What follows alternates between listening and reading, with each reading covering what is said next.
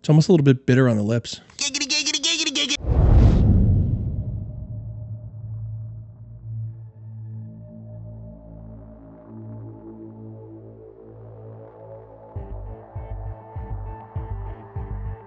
Hey everyone, welcome to a very, very special episode of Do Stuff Drink Beer.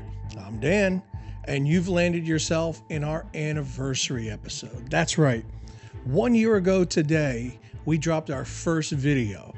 It was a pumpkin beers episode, and pumpkin beers being one of our favorites, we figured we'd start with that. It was myself and it was Brian, who you'll remember. Brian wished he couldn't make it to the show. He couldn't. And due to health issues, obviously he won't be returning back to the show. But he's with us in spirit. Wish we could have had you here, bud. So, what are we doing today for our anniversary? Well, I'll tell you. There's a reason why this logo is black and orange. It's because October is my favorite month because it brings Oktoberfest beers. And Oktoberfest beers, out of all the varieties, are my favorites. I look forward to it all year. I look forward to when they start putting out Oktoberfest beers. And the cool thing is, a lot of breweries nowadays are starting to put them out like at the end of August. No complaints here. So today, being our anniversary, I figured I'd step it up a notch. Usually I do 3. Today, I'm going to be doing 6. And it's much more than that. Not only am I doing 6 beers, a couple of them break the rules. And what do I mean by that? Well, normally the rule is on the show that I don't have a beer before I do it on camera. There's a couple of them in here that I've had before. Here's the deal. I'm not going to be trying them and knowing which ones they are, because that's right, folks. It is a 6-way blind head-to-head. Damn.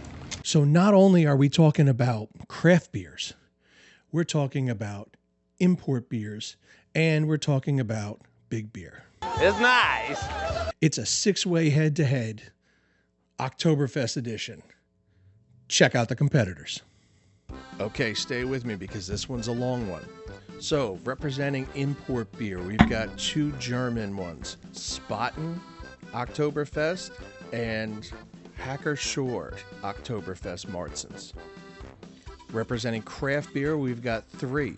We've got Lakefront Brewery's Oktoberfest, Axe and Arrows Oktoberfest, and Bonesaw Brewing's Bonetoberfest. Representing big beer, we only have the one, and it's going to be Shiner's Oktoberfest. All right, so there you go. We've got a great selection of beers coming today. So I've got all of them in glasses lined up right here, 1 through 6, but I don't know what's in them. I've got 6 glasses. I've got 6 individual envelopes that tell me what's in these, but we're not going to look at them until the very end. Like I said, there's some of these beers that I've had before, and some of these beers I like. So, will it hold up? Without knowing what's what, will I still choose some of my favorites and put them on top? I don't know, but I can't wait to find out. Here we go. So this is what we're going to do. For those of you who are seeing us for the first time, or if it's been a while since you've watched a Rank Your Beer episode, and that's what this is, a 6-way Rank Your Beer. This is how we do it. I use the 3. What's the 3? The 3 are the 3 parameters that I use to determine whether or not this beer cuts the mustard or not. They are, number 1, the sniff. What are you getting off the top? What aromas are you picking up? What smells? Is there something that comes in there that really grabs you and makes you want to drink this beer? Number 2, the taste. That's why we drink a lot of beers. It's for the taste. But it's more than that. How does it roll across the tongue? How is the mouth feel? Does it feel kind of thin? Does it feel heavy? Are you getting some kind of notes that you didn't get in the sniff that totally change the way you view the beer? And 3 is the finish. The finish refers to that echo, that taste that comes back. Some people call it the aftertaste. It's what comes back to you in your mouth, in the back of your throat, or wherever you sense it. And what does that taste like? When you talk more and the oxygen goes in and out of your mouth, does it change? In fact, what does it change into if it does change? More importantly, does it make you want to go in for that second sip? So now that we know the 3 parameters, it's time to start tasting. Let's start with beer number 1. Okay. So beer number 1, it's a darker amber. Y'all know me and my ambers. If this is your first video, I love ambers. So it's a nice brownish red. It's kind of what I want to see in an Oktoberfest. It's that beautiful auburn color, which really draws me in. Let's see what we got coming off the top. Oh, it's got a good smell. It's got a good smell.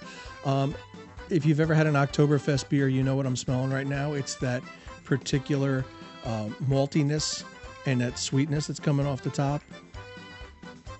A little bit of spices. You know what I'm talking about. You know what I'm talking about. Why am I explaining this to you? You all know what I'm talking about. That's why you clicked on the video. You love Oktoberfest beers just as much as I do. I will tell you it's not terribly strong. If I had this, and maybe it's just because I have it in a small quantity here, but if I had this in a nice frosty stein, I really wouldn't be getting much off the top. But what I am getting, I like it. So it's hitting the notes that I like in an Oktoberfest beer. So, okay, let's go in for the taste. Yep. Typical Oktoberfest. But it's more honey sweet. I like, it's thicker. It's thick. It's not as thin, which is thicker. Damn, duh. But anyways, it doesn't like rinse clean in the mouth. It does leave a little bit, which is good because if you want an Oktoberfest beer, you do want it to stick around, especially if you're going to be outside in the the cold weather. You'd want something that's got a little bit of hardiness to it, and that's what this guy is. Yeah. I like the delicate carbonation on it. Very tiny bubbles, and it makes it almost cream-like. I mean, look at the lacing on the glass. See the lacing? Lacing refers to the pattern of foam residue left behind in the glass after each sip. While it is an indicator of clean glassware, it is also a sign of a very well-crafted beer. Very nice. I want to say this is an import. That's what I'm thinking. I'm thinking this is an import. I like it. I like it a lot. It's not much off the top. And if I had to wager a guess here, and I don't know shit from shit. I don't know what's in the glasses. I don't know what's in those envelopes. The wife actually poured them. She won't tell me. She doesn't love me that much to screw up an episode. I think if I had to put a $1 bet down, I'm saying that this is the Polaner. Because after last year, I ended up buying a lot of Polaner because I loved it so much on our Oktoberfest episode from last year. So I think this is the Polaner. Just judging from the color and the carbonation. So by default now, number 1 is in first place. Beer number 2.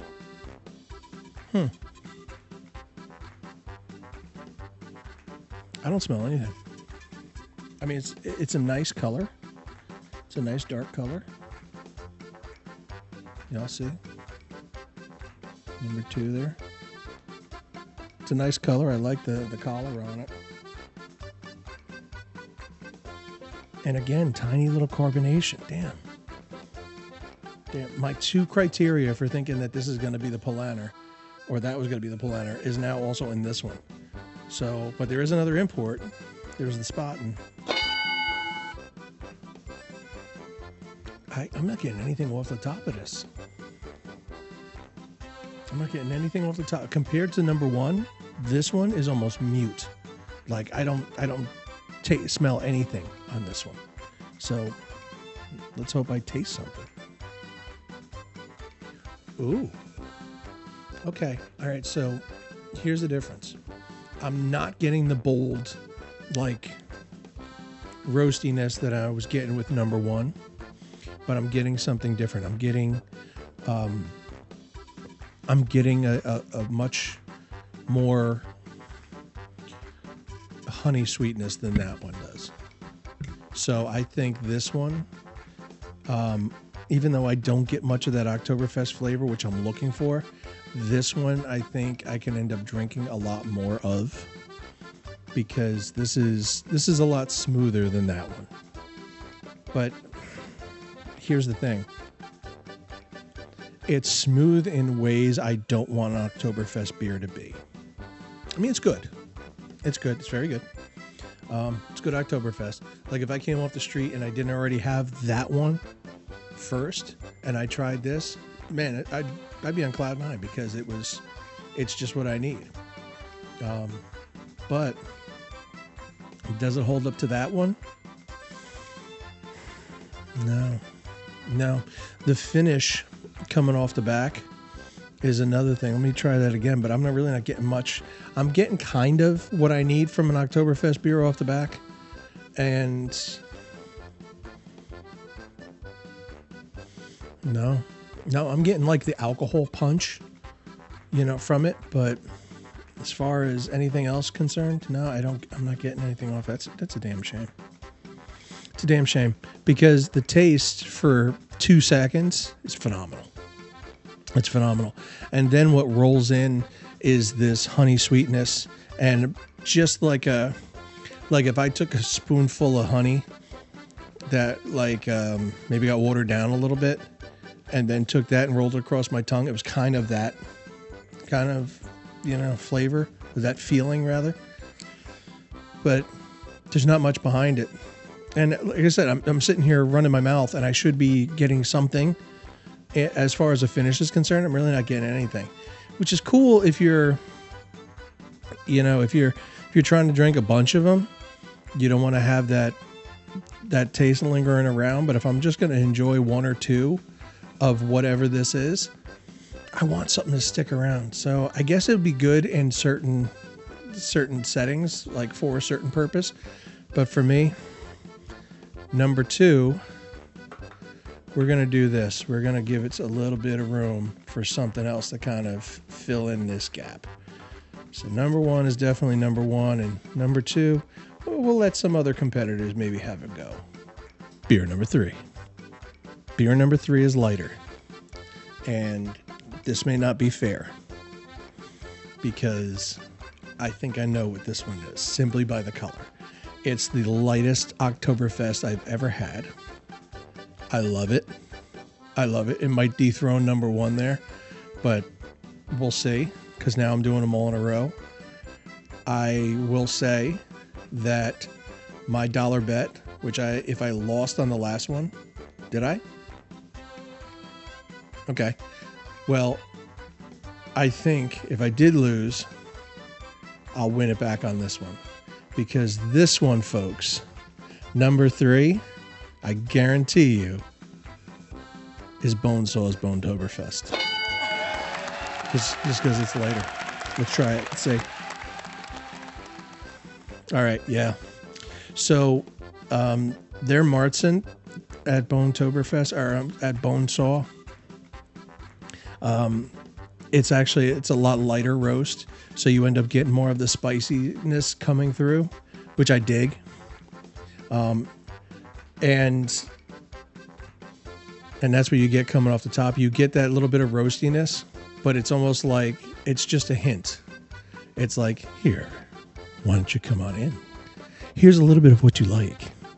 If you want more, why don't you come and take a taste? It just invites you in. So, let's listen to it. Let's go for the taste.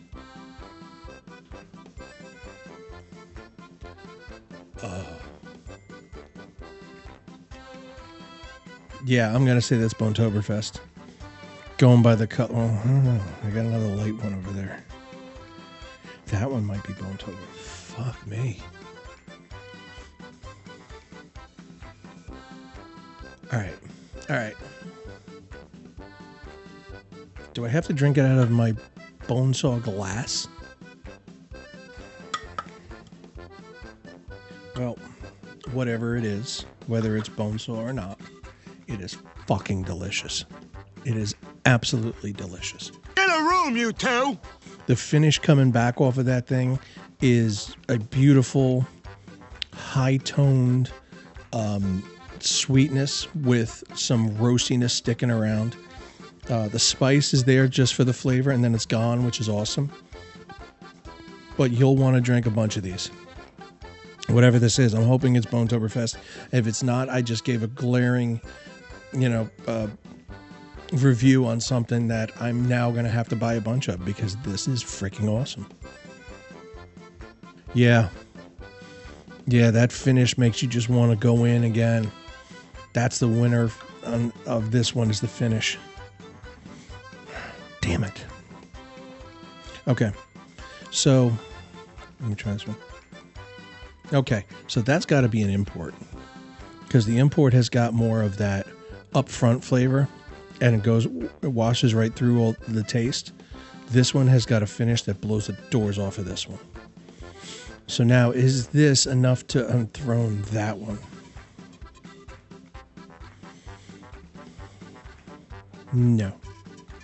No, because I like the honeyness. The honeyness. Got that one?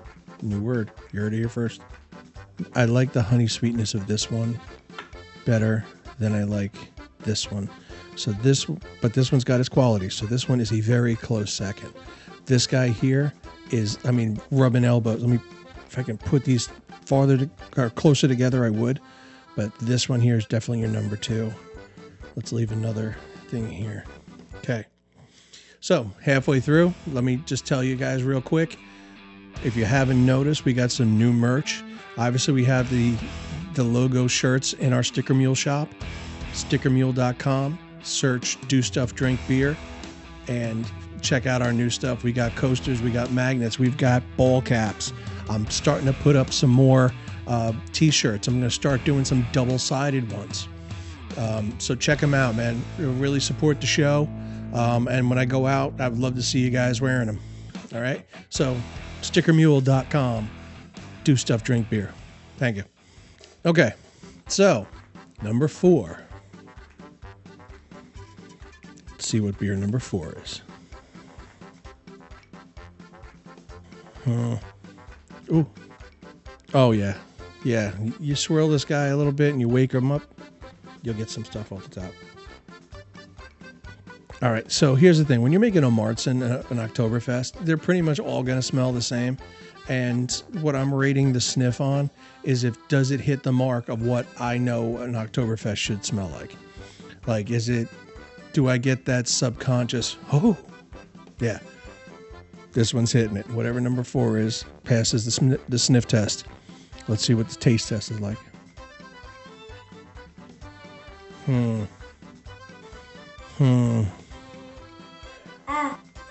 The taste kind of falls a little flat for me. I don't know. I don't know. I was expecting a lot, like the smell really drew me in, but I don't know if I'm digging the taste on this one. It's like I want to taste some complexity of the beer. Like I want to taste. It should be a chorus, like a little from the spicy, section, and a little from the sweet, and a little more from the roasty in the back. I should be getting this orchestra of flavor, and I'm just not. It's instead I'm getting the horn section that's really trying its hardest, but it's fnirk. That's it. It's sweet. I'll give you that. It's sweet. So there's one in the lineup that does a lot of sweet, and I'm pretty sure that this one is it. I think this is the Axe and Arrow, because Axe and Arrow does a lot of sweet beers. I don't want it to be the Axe and Arrow because I really don't like it. Out of everything I've tasted so far, this guy here, that guy sits behind there, and I'm not closing this gap yet. That's how far back that one is. So That's our lineup right there after 4 of them. Number 5. Again, not much off the top. Not much off the top, but I am getting something. And it's not terrible. So let's see what the taste is like. Oh. Oh, yeah. Yep. So if this one is the chorus, the orchestra that I just, mentioned in the last one, you get bah, bah, bah. And no, it's not a bunch of sheep. It's just different flavors coming in at different times. So initially you get this little bit of sweet and roasty, and then you get really sweet and spicy, and then you have that muted roasty just kind of... I like that. And yep, it's almost a little bit bitter on the lips. I like it. I could drink a couple of these. All right. So number 5 is right there. It's not better than this one, and it's certainly not that one. So let's do that. I can't say that that's the worst one yet. I don't know where this is going to go because we got one left. Without further ado, let's do it, right? It's got a nice color to it. I like the color. I like the carbonation. That's pretty cool, right? I'm not getting much off the top. All right. For taste it is. That's an import. It's thinner. The head on it is a little bit creamier because of the different carbonation. If anything, maybe this one is the Polana. This is either the Polana or the Hacker. One of the two. Yeah. All right. So the echo on this one, it's kind of got that same roastiness, that same kind of maltiness coming back. Very, very muted on the echo, which is good because if you're going to think about it, if you're in Germany and you're going to drink a bunch of these, they're going to drink them piss warm, first of all. Second of all, you're not going to want to have this incredible flavor lingering around after. You want it to finish clean so you can get to that next one. And it's not too heavy. So that's what makes me also think this may be an import. God, I hope I'm right. Let's find out. Yeah, I can deal with this. All right, so now is this one better than that number 5? That's the question. That one has a lot more on the back end. And the reason why this one is higher is because of its finish. But this one's a little more heavier. Okay. All right. This is how it's going to work. Ready? This here and this here.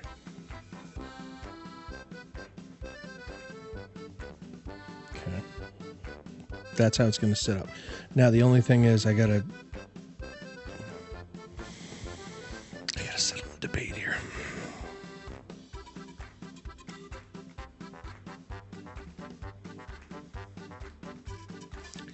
Okay. Head to head, this one is awesome. But if it comes down to the 3 and would I want to have a second sip, in this case a second beer, that's your winner right there. So upon further review, there's your lineup. So now, which one belongs to which one? Who is who?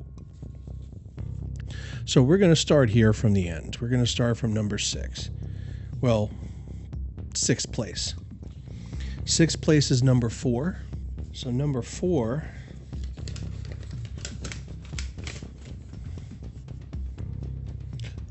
it is Lakefront Brewery's Oktoberfest.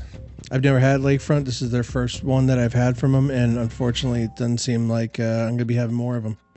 Hopefully, if the guys at Lakefront are watching this, hopefully this is a fluke and I get to try more of your stuff, and hopefully it knocks the socks off. But not so much this time. Okay, what's our next one? Number 2. 5th place is number 2. I hope this isn't one that I like, and I'm just ranking it this low. Oh no! It's the Hacker. It's the other import. I've never had Hacker Sword before. This is my first time, and I ranked it 5 out of 6. Damn, I was holding out for that one too. I was hoping it was up here. Now it makes me wonder what the hell is up here. Okay, so the next one is number 5. 4th place is number 5.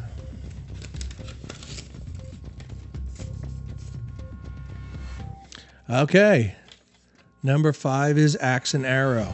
Now, I've had a lot of stuff from Axe and Arrow before, and what did I tell you? I said it was sweet. God, I hope it was that one I was talking about. But I think I spoke about this one, and I said it is kind of sweet, and I bet you it's Axe and Arrow. Axe and Arrow, Glassboro, New Jersey. That's a craft. And that guy right there, like I said, not terrible, just not the best. Number 6. So now here's a top 3. Number 6. Which I dug, is,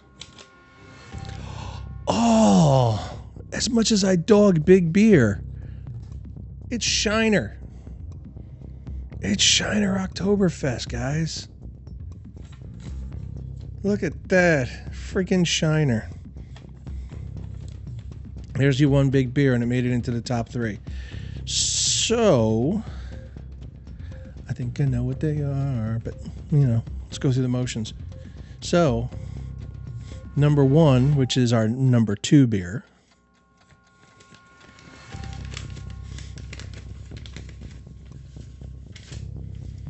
is your Polaner. This is the point where Dan knew he fucked up. This whole show, he's been talking about Polaner and how much he loves it, and he swore to God that it was in the lineup. But that little piece of paper had words that would bring his whole world crumbling down around him. Oh no, I didn't even have Polaner this time. What did I have? I had Spaten. Spaten. I did buy Polaner, by the way. I bought Polaner. It's sitting in the fridge. So that's a little something I'm going to have after the show. But Spaten made it to number 2. Spaten made it to number 2, and I'm glad because I've never had the Spaten Oktoberfest before, and they're fantastic. I like them. Like I said, and they went head to head with my most favorite beer company in New Jersey, Bonesaw Brewing out of Glassboro, New Jersey. It is their Bonetoberfest. Bonetoberfest. Guys, at Bonesaw, you've taken first place. And it's not because it was the lightest beer and I kind of recognized it, is because it was damn good. So what that says is if you're in New Jersey, if you're in Philadelphia, if you're in Delaware, any of those areas around South Jersey that get this stuff, get this stuff. This right here, Bonetoberfest, is a fantastic beer. All of these, most of them are fantastic beers, okay? This one here, it just happens to be one of my favorites, and I didn't stack the deck with this one. It was just that good. You got to try it. Once you try it, you're going to be like, all right, Dan, I know what you're saying now. I get it. I promise you. Oh, it's a talkie. It's a talkie beer. So when you're sitting here chatting with your friends, you know, over one of these by the fire or over your dining room table or whatever you decide to do, it's going to change in your mouth, and it's going to keep it's like a slideshow of awesomeness going off in your mouth. It is fantastic. Get you some Bonetoberfest. So that's it. There you have it, folks. There is your 6 for our anniversary episode. Listen, I want to take this moment to thank you guys for being here, coming back every week, checking out our shows, liking, subscribing. If you haven't done by now, please like and subscribe to the channel. I really appreciate you guys supporting the show. A number of you guys are sporting our shirts out there, and I thank you so much for doing that. You don't know how much it means to me. So, yeah, here's the business. All of these, at one point, were a local brewery to somebody. So, make sure you support your local brewery. This one here is local to me. This one here is local to me. Some of these are local to people in Germany. Not so much to me. But it's support of people like you, not only for this show, but for breweries like you see here and the breweries in your neighborhood. That's what keeps the lights on, man. So go over there, show them your support. Introduce them to the show. I would love to get some feedback from some breweries that I've never been to. Again, I'm going out to some breweries in the state of Texas, in the state of Georgia, in the state of other places. I can't really talk about them. But I'm traveling the country, and I'm going to be going to some breweries, and I want to see you guys out there. So send me an email, dostuffdrinkbeer@gmail.com. Let me know where I should go. Give me some hints. Drop a line just to say hi. I would love to hear from you guys. All right. So until next time, and for another year, thank you. And we'll see you in the next anniversary episode. Take care.